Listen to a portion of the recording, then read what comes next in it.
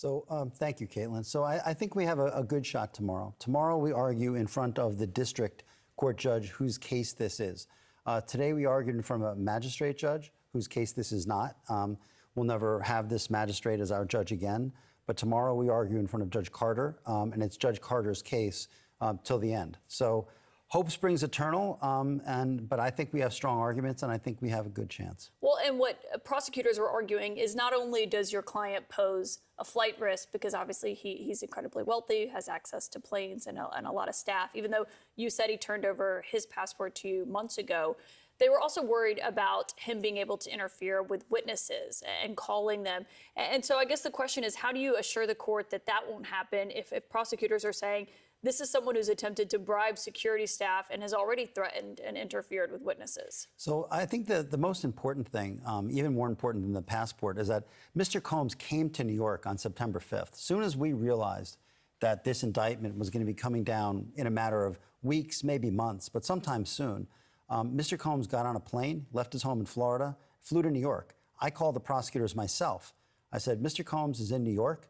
Do you want to know where he is? If you want to know where he is, I'll tell you where he is. But he wants to surrender. He's here to surrender. They didn't want him to surrender because if he surrenders, they don't get to tell the judge that he's a flight risk and he's a danger. Because who, as a danger and a flight risk, would fly to New York and surrender? So they didn't want him to surrender. So since September 5th, you had known, you expected it was likely he was going to formally face charges. So I really knew he was formally going to face charges on March 25th, the day of the searches, when Homeland Security searched his Los Angeles home, his Miami home, and his airplane. I knew that day by looking at the search warrants. I mean, I've been doing this for a while. This is not my first or 100th rodeo, that this was going to come as a matter of time. What I realized in early September is that it was coming soon. And so it was time for Mr. Colmes to come to New York, which he did. And let me just point out one very important thing. The prosecutors are seizing on something that happened 8 years ago. You know, this video that we've all seen, and it's a bad video for Mr. Colmes, and he said so himself when he gave his apology. This is 8 years ago, and the prosecutors are talking about him bribing a hotel security worker. There was no criminal investigation. This was just a matter of personal embarrassment because he and the person in the video were in the midst of a 10-year relationship that was difficult at times, that was toxic at times, but it was mutually so. And this whole notion that Mr. Colmes is forcing drugs on someone is just nonsensical, and it's going to prove to not be true. Well, on that video, he initially denied the allegations when his then girlfriend, who is in that video, filed a lawsuit last fall. And we have that video. I should note CNN was the first outlet to exclusively report on it. He denied that happened when she filed it in a complaint.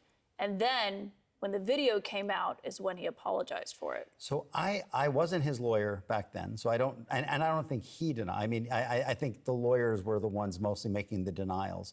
I think they were denying sex crimes. I mean, because at the end of the day, the gravamen of that civil complaint wasn't a misdemeanor assault, which is what you see on that video. Not minimizing it, but it's a misdemeanor assault.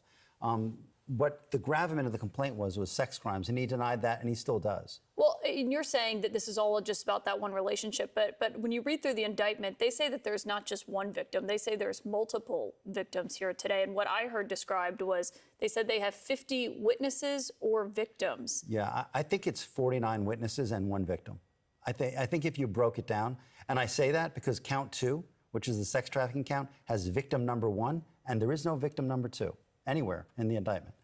So you're saying that there are not other women, because what they were essentially arguing here is that he coerced and forced women into sex acts by using physical force, financial pressure, emotional abuse, and narcotics for what they described as these freak-off sessions. They saying that he self-described them as that. Yeah, there's one victim in the indictment. The charging but document. One victim does count, right? No, of course, but it's not 50. I mean, what they did, it's a little too cute, is it's 50 witnesses or victims. Well, it's one victim. That's all that's in the indictment. Our reporter who was in the courtroom today said that he appeared to have a stunned expression on his face. Was he surprised that he was arrested last night? No, he definitely was not. I mean, I told him myself in early September, you are going to be arrested soon, and you're going to be charged with racketeering, and you're going to be charged with sex trafficking. So come to New York. It wasn't a long conversation. He agreed. So we knew this was coming. And in fact, we offered that he would turn himself in. So if there are these witnesses and victims, and as you're saying that you believe it's one victim and 49 witnesses who saw this behavior, that's pretty powerful, though, to have that many people who have, if they go to court and argue that they witnessed this behavior by your client. Well, what's your defense against that going to be? So my defense is very well established. I interviewed myself the different men who were being brought sort of into Mr. Colmes and this person's intimate situation. I've flown around the country. I've interviewed a large number of them. There's not the slightest inkling, according to the interviews that I've done, of anything that's coercive, non-consensual. Nobody was too drunk. Nobody was too high. These were adults in a relationship. This is a 10-year relationship. We can't forget that. This is a 10-year relationship. And it was adults and consensual, and everybody who was there wanted to be there. So I feel very confident in our position. You said you interviewed the men, but what